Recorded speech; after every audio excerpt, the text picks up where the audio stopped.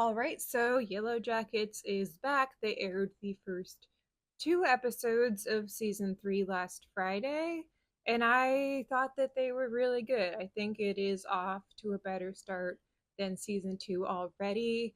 I didn't hate season 2, but I definitely thought it was a step down from season 1.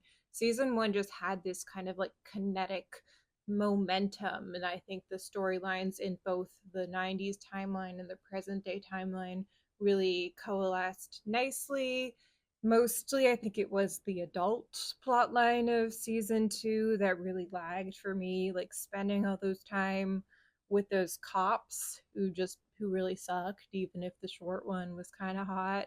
That just wasn't a fun thing to watch. Season 1 had a lot of unfolding mystery in both timelines, but especially in the adult timeline, that was kind of driving things forward. But season 2 didn't really have much mystery in that plot line. They were kind of like building up a couple of things that seemed like, oh, does Lottie have some sort of big sinister agenda?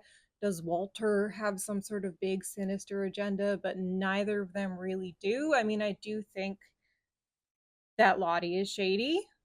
I do think she is clearly up to something now, but it seemed like they were kind of building up something bigger than what it actually was. We clearly do not have the full story of what actually happened to Travis. Clearly, Lottie is not a reliable narrator there, and clearly, she also has some sort of agenda with Callie. Like, I don't think she turned up on Shauna's doorstep just because she needed a place to stay. She was super rich. I'm sure she could get an Airbnb. The season 2 adult plotline was also clearly affected by Juliette Lewis probably wanting to get ridden off the show. I think, especially since we saw Sophie Thatcher Natalie when Misty saw Natalie's face in the bar mirror, that indicates that she just didn't want to be a part of the show anymore. And that's her business, but it did affect the plot line, and you could tell didn't feel organic necessarily. And I do think that they did do and I think they did as good a job as they could. They connected it to her, letting Javi die when she was a teenager and her lingering regret and self-hatred for that. And then she dies protecting another young person, Lisa. So that, I think that worked as like a closing out for her arc, and it is very tragic. You have Natalie and also Travis too, who like survived the wilderness technically but never really made it out. Like, it still killed them in the end. And that's true for all the survivors, really. Like, the whole thing last season about, like, did they bring something back? I think they absolutely did. Whether that thing is actually some sort of supernatural tree entity remains to be seen.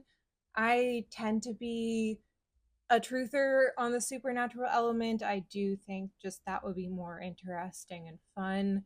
I do believe that there probably is some supernatural element going on in this show, but I also don't think that will ever be like specifically confirmed. Like, I think it's fine if they kind of leave that up to mystery. Like, there are rational explanations for some of the things, but it's just like too many things for it to be a coincidence at this point. I think they do a pretty good job of blending the supernatural horror with the like human horror of the experience that they went through. Like, there is very some like Stephen King vibes. Like, I think the story is similar to It in a lot of ways, or at least the book of It.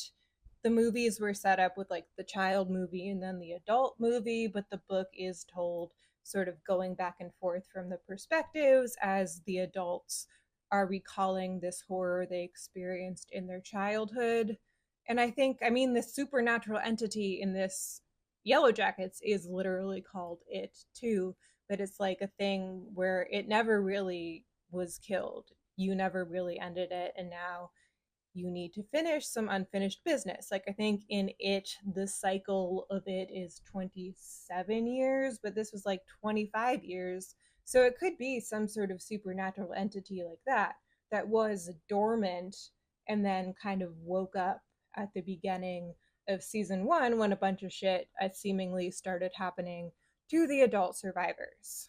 One of the things that I think makes Stephen King's horror so effective is the way he combines those sort of supernatural elements with regular, everyday human horrors in a way that I think feels really natural and grounded, even when you have these zanier elements. And I think that when Yellowjackets is working, it also does that very well. And I do really like adult Lottie and adult Van, but I don't really know how I feel about adding more survivors. Like, part of me just thinks they should have kept it with that original four. I think one of the reasons watching season one felt so potent was because you know, that many of these girls you were getting to know were going to die, or at least you thought so.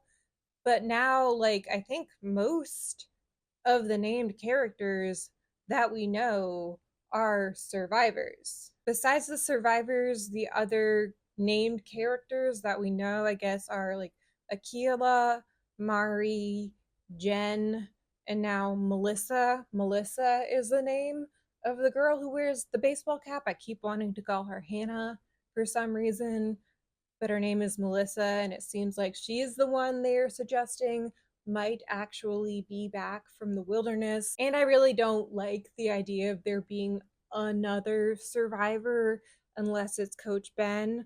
But I think the way that they can do that to make it better would be to have it be someone who they thought was dead, they thought was still out there in the wilderness, then all of a sudden shows up back, because that's more exciting. I know Hilary Swank is going to be part of the series at some point, and they're being very mysterious, and she could be playing an adult Melissa. I guess we're going to see, but I'm kind of skeptical with how I feel about that, because I think introducing even more survivors just lessens the impact. But I do want Coach Ben to survive.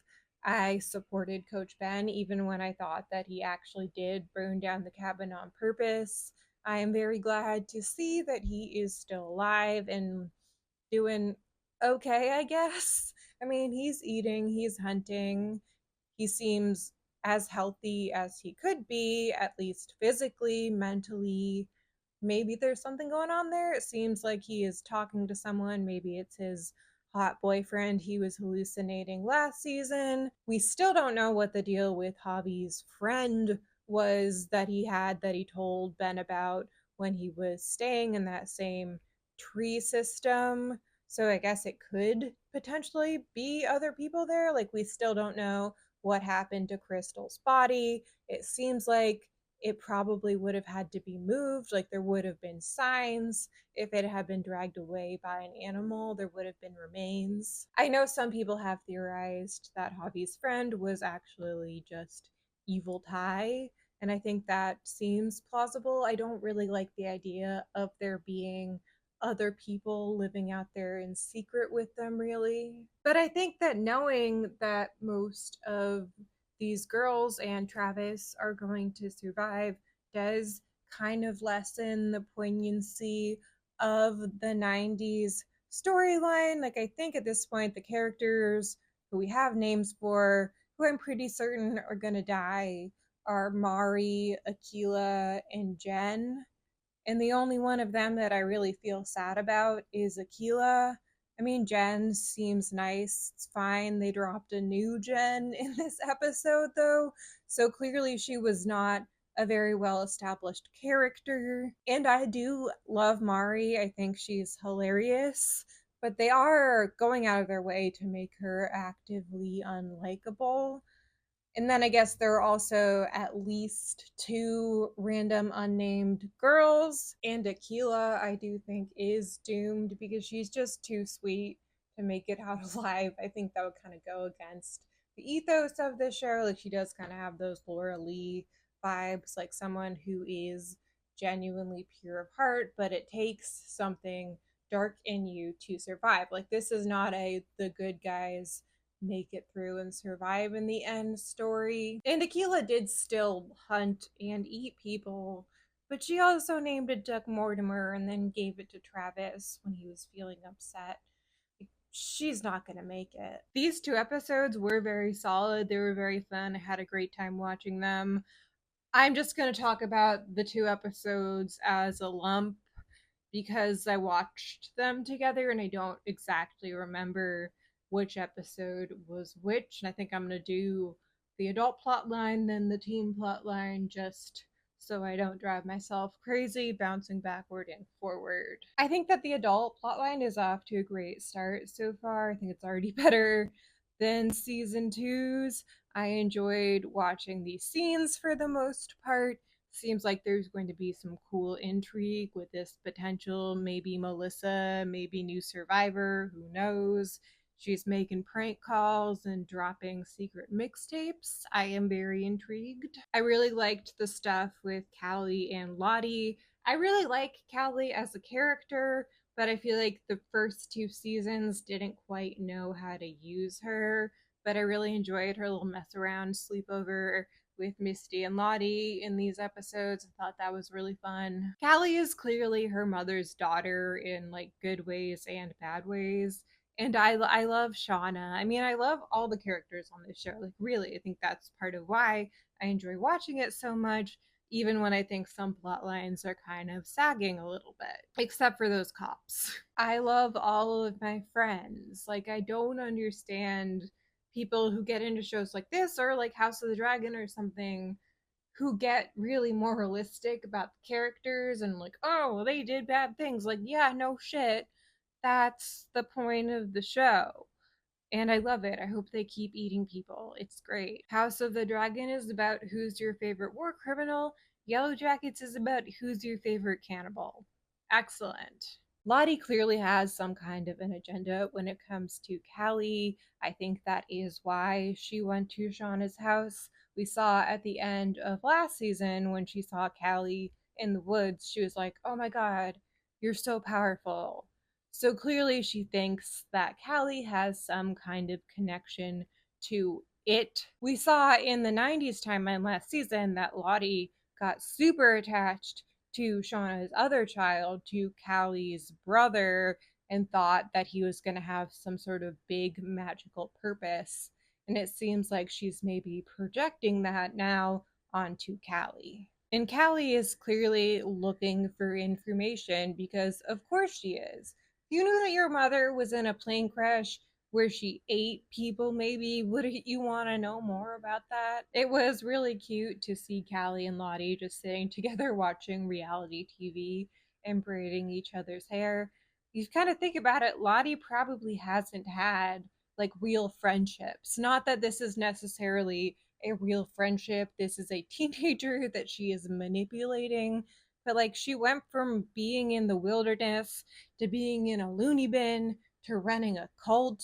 Her life has been very wild. We do see these adult Yellowjackets engaging in these kind of teen behaviors and other things that they kind of maybe lost out on. Like in season one, we saw Shauna doing all the like typical teen shit with Adam, sort of getting a chance to live the teenhood that she never got to because she was traumatized in the wilderness eating people. Season two and a lot of just the adult plotline in general has been about, what did they bring back from the wilderness? What about them has changed?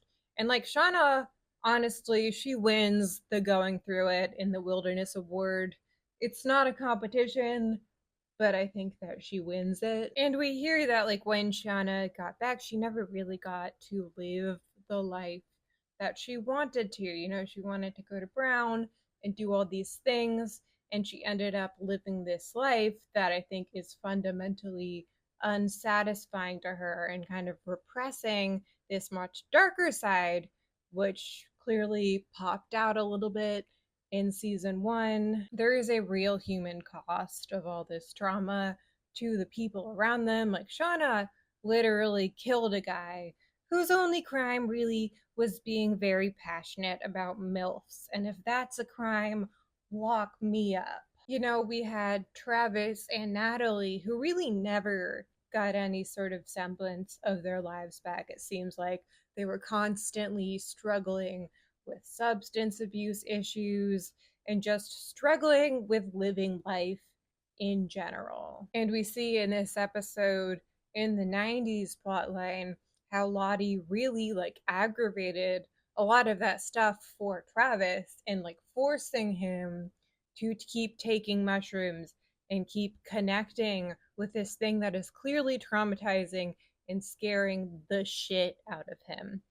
I have seen people talk about this episode like Lottie initiated Travis's substance abuse issues, but I don't know if that's quite what happened here because this is not using drugs to cope. Like he wants to stop using drugs. He does not. He throws Aquila at Lottie because he is just so traumatized and he can't take it anymore. And like Lottie still, like I think did play a huge part in Travis's the way he turned out. And she is also clearly not well, but you see how this cult leader mentality developed, how she tries to use other people, even if she has, like, oh, we need to figure out what the wilderness wants, like for the good of the group. She is still using other people and putting them through tremendous stress in order to further her own objectives. I do sometimes feel like there is a disconnect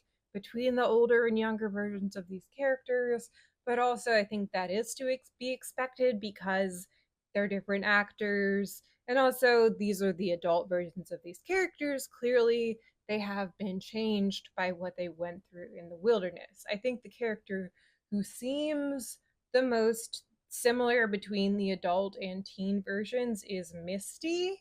And I think that that kind of makes sense because Misty is the one who was like least traumatized by what she went through out there. I mean, we see in the very first episode that she liked it out there. You know, she smashed the box thingy.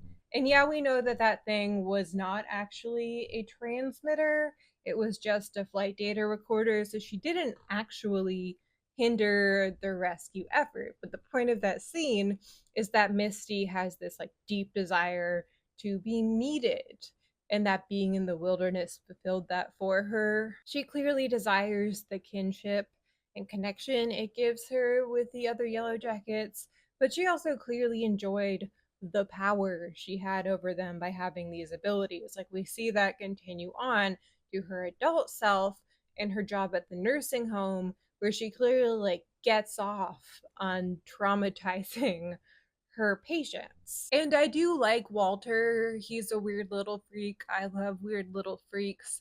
I love that he and Misty get to be weird little freaks together. And I do agree with him with what he was saying in these episodes that, like, these people are treating you terribly. Like, he's right. And I think that Walter is trying. I appreciate what he's doing. And I said, I think he is right about the way that the other Yellowjackets treat Misty like shit. But Misty is not someone who likes to be cared for. I think all of the Yellowjackets have these hangups when it comes to vulnerability because of the situation that they were in. But he is very high up on my list of people unlikely to survive the season. We see that things are already kind of shaky with him and Misty, and he knows too much.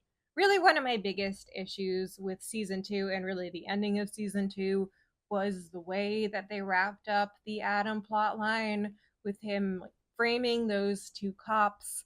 That felt really kind of messy and out of nowhere, and like that wouldn't really work, I feel like. But Walter is clearly a loose end, and I think that will be an issue because he knows everything, or at least about everything about Adam and what happened. I don't know how much he knows about what happened in the wilderness. Maybe they're not gonna eat him, but I feel like Walter's odds of surviving this season aren't great.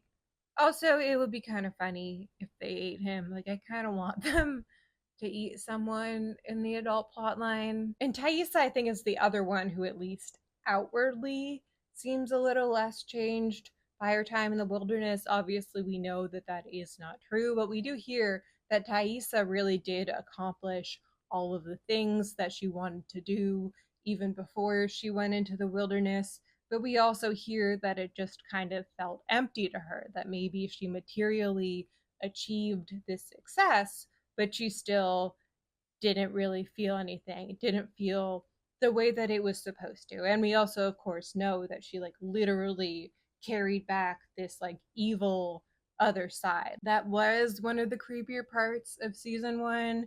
And you see how she like actively has traumatized her son and her wife, and to the point where they are no longer in her life. Like, I don't think that we are going to see Sammy and Simone again. I mean, we really can't see Sammy again because it's supposed to be only like a couple months, I think, that have passed, but probably that kid is like 6 feet tall and has a mustache by now. What I really need from the adult Thaisa storyline is just a quick confirmation that Steve the dog is okay. Like, it seems like Simone and Sammy are at least in a safe place, which is good. But I just want to know that Steve is okay, all right? I have residual trauma from the biscuit incident. But there are clearly issues with adult Ty and Van's relationship. Like, we see that they are keeping things from each other. Ty does not tell Van about the waiter who died. Van seems like she was up to something when she was maybe supposed to be at urgent care. Van really seems like she is hiding something. Like, she's one of the characters I am most curious to learn more about. We know that she was always one of the strongest Lottie devotees, and it seemed like at the end of the second season, she was one of the people who like actually really wanted to do the hunt. We know that she was diagnosed with cancer. Maybe she genuinely believes that now that the sacrifice has been made to it, now that Lottie has died, that her cancer will be in remission. I'm interested to see an update in that, if they're actually going to go that route. And if they do, what that will mean for Van's zealotry and her relationship with Lottie. And of course, there is the question of what really happened to that waiter who died when he tried to chase them down.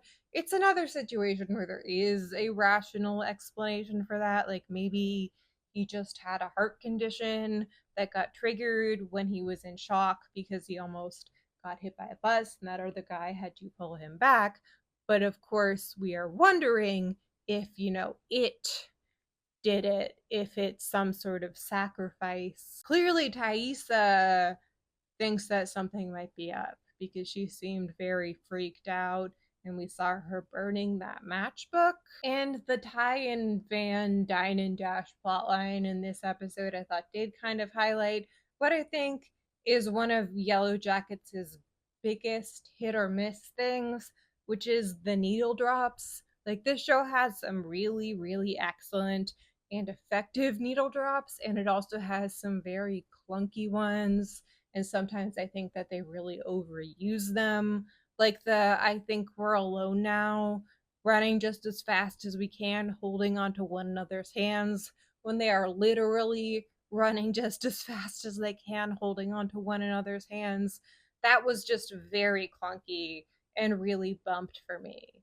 But I did think that the glycerin needle drop that happened right after that was great. I thought that that was a good needle drop after a very corny one. All right, so let's go back to 1997, I guess it is, because it is their second summer.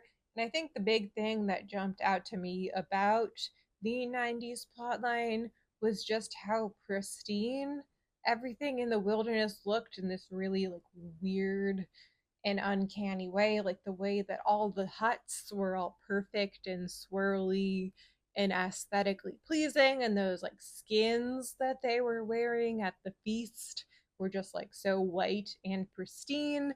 And I kind of like bumped for me, it kind of felt a little weird, but I did see a very interesting theory that someone on Twitter was talking about, that like maybe it looks this way because it is the Yellowjackets like idealized view, like coping mechanism, that they are seeing everything like this when it is really actually not like that. Like, we will maybe see the campsite after they get rescued and it will actually look completely different. And I think that that's a really cool idea. I think that would make a lot of sense, especially also with the way that there's like this yellow tint that seems really like cheery and sunny and kind of eerie almost in all of the 1997 scenes. And those robe cape thingies that I think it was supposed to be animal skins that they were made of, but they were very reminiscent of what we saw them wearing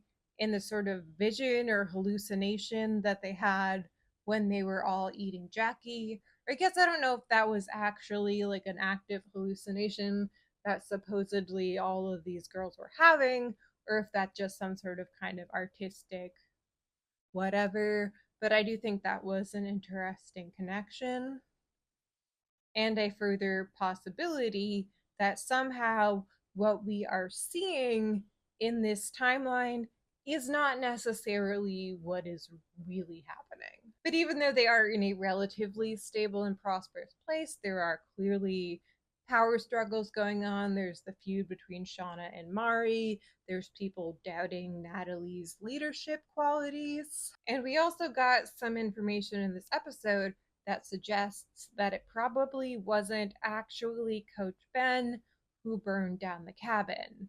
And I really could have sworn that we like actually saw him light the fire at the end of season 2, but I went back and watched it, and you do see him like with some matches, but it's unclear. You don't actually see him set the fire. It's possible he just like took some matches because he needed matches to survive in the tree cave. He did seem genuinely surprised when Murray said that the cabin burned down. And we see that he did not like try to kill Mari when she fell into the pit. He really could have. If he had burned down the cabin and was really out to kill these girls, he had an opportunity to, but he let her live. He tried to help her. And I did think it was interesting that when he brings Mari back to his cave, he gives her hot chocolate, and hot chocolate was what Jackie was given in her vision she had right before she died. I don't know if that means anything. I don't think that's necessarily like, oh, Mari's actually dead. But I just thought that was kind of an interesting and creepy detail. So the question is, if Coach Ben did not burn down the cabin, who was it? Seems like the probably most likely option is Evil Ty. Seems like maybe Van thinks that because when she and Thaisa were talking and Ty's like, who else could have burned down the cabin? She kind of did a little look like, And we saw that Van and Ty were the two last ones out of the cabin. Like Van stayed behind for an extra couple of seconds when everyone was fleeing the cabin when it was burning down. We don't necessarily know why. It seemed like a weird thing. Why is she staying there? Why is she not immediately running out of this burning cabin? So it is possible that it was Evil Ty and that Van knows that. And if it really wasn't Coach Ben or Evil Ty, I think my next guess would be Travis. I think he was the one who was in an emotional state where he might have done something like that. The extreme guilt of having eaten his little brother. He might have just been like, you know what, none of us deserve to survive after what he did. The trees all screaming was very weird and creepy. I do really enjoy that aspect of the show. Is there anything? What else? Oh, wait, fuck. I need to talk about Shauna and Melissa making out. Holy shit, how did I forget to talk about that? Yeah, I mean, obviously, this recontextualizes Shauna's relationship with Jackie. I think a lot of us kind of saw that there was maybe something more than a friend bond going on between those two. I think that makes a lot of sense as an interpretation of their relationship. And if it is actually Melissa who is this potential other survivor, she's clearly focused on Shauna, so I'm really interested to see more of that. I mean, it's wild that there are this many gay people on the show about a girls' soccer team. Like, that really just must be the woke agenda that they're pushing. Like, that's very implausible. There weren't any gay people in 1997, they only just got Buffy. I think that's it for now. I am really excited for this season. I'm so happy Yellowjackets is back. Yeah, less buzz, I guess.